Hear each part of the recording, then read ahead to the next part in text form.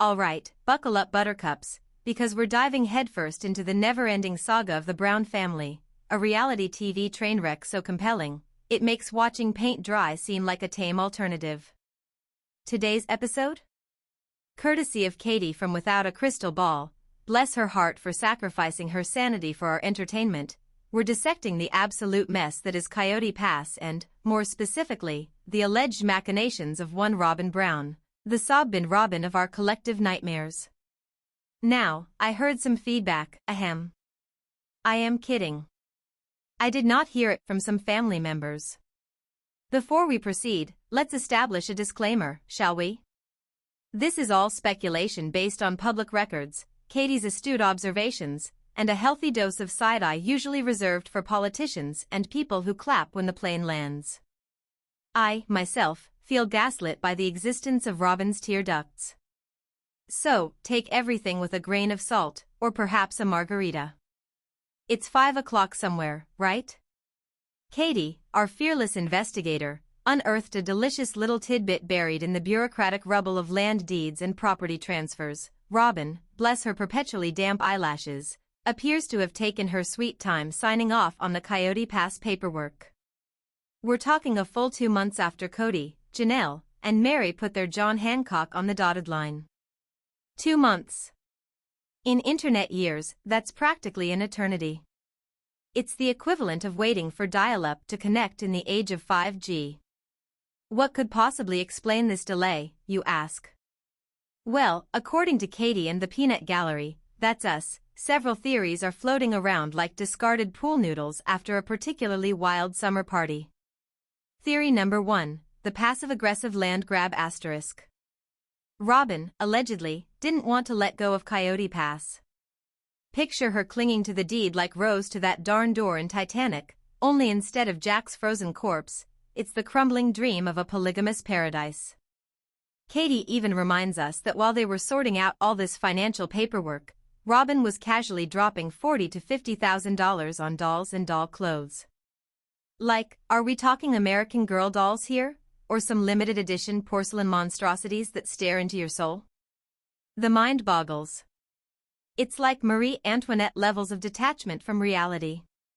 The idea is that by stalling, Robyn was hoping to somehow resurrect the one big house fantasy, a monument to plural marriage that would simultaneously prove the haters wrong and provide ample space for her ever-growing collection of, well, stuff. It's the polygamous version of if you build it, they will come, except instead of baseball players, it's disgruntled sister wives and the lingering scent of desperation. Of course, this theory suggests that Robyn is less the sweet, innocent victim she portrays on TV and more a Machiavellian mastermind, subtly pulling the strings from behind the velvet curtains of her McMansion. I mean, maybe. Or maybe she just misplaced her favorite signing pen. We can't rule out pen-related drama. Theory number 2, marriage on the rocks, again. Could the delay be a sign of trouble in paradise? Apparently, husbands and wives typically sign these kinds of documents together. It's like a symbolic gesture of unity, a visual representation of we're in this together, for better or for worse, richer or for poorer, in sickness and in health, until death do us part. The fact that Kody and Robyn signed months apart, with the same notary, adds another layer of intrigue, like the world's weirdest game of Clue. It was Robyn, in the title company, with the notary. Is their marriage crumbling under the weight of financial woes, reality TV scrutiny, and the general awkwardness of still having to interact with your ex-sister wives? Perhaps. Maybe Robyn was staging a mini rebellion, a silent protest against Kody's increasingly desperate attempts to salvage something from the wreckage of their polygamist experiment. Or, and hear me out, maybe Kody just forgot to remind her. Guys do that kind of thing all the time, right? Honey, did you sign that important document that could potentially affect our entire financial future? Oh, was I supposed to?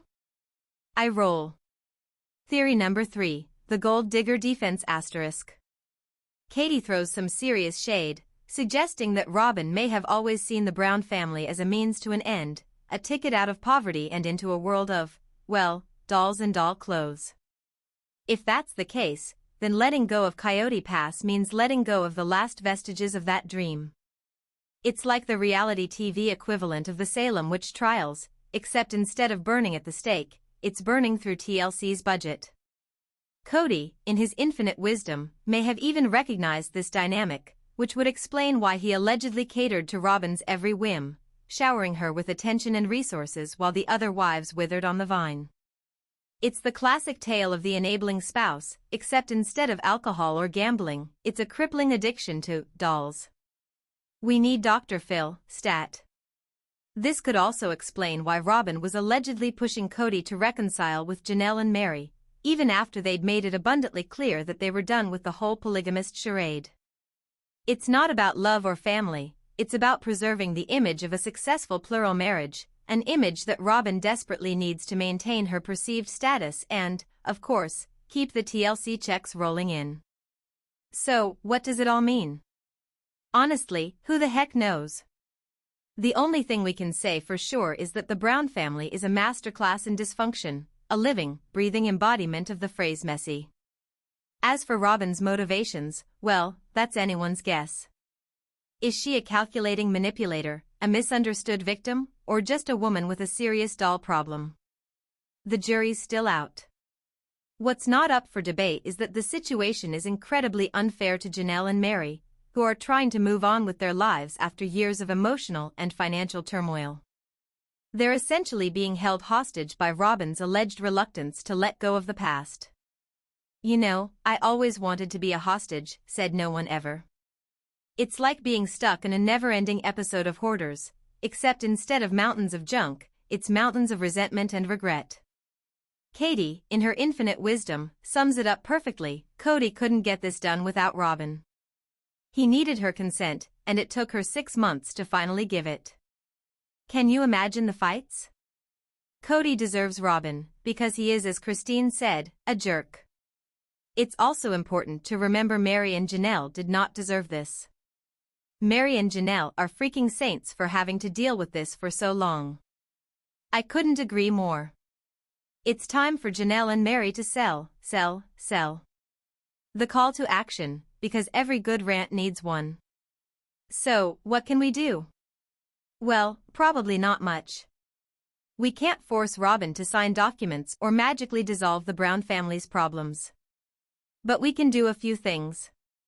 1. Keep talking about it. The more we shine a light on these situations, the more likely it is that people will start to see the reality behind the reality TV facade.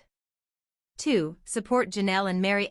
Send them positive vibes, buy their LuLaRoe, whatever floats your boat. They deserve all the good things in life.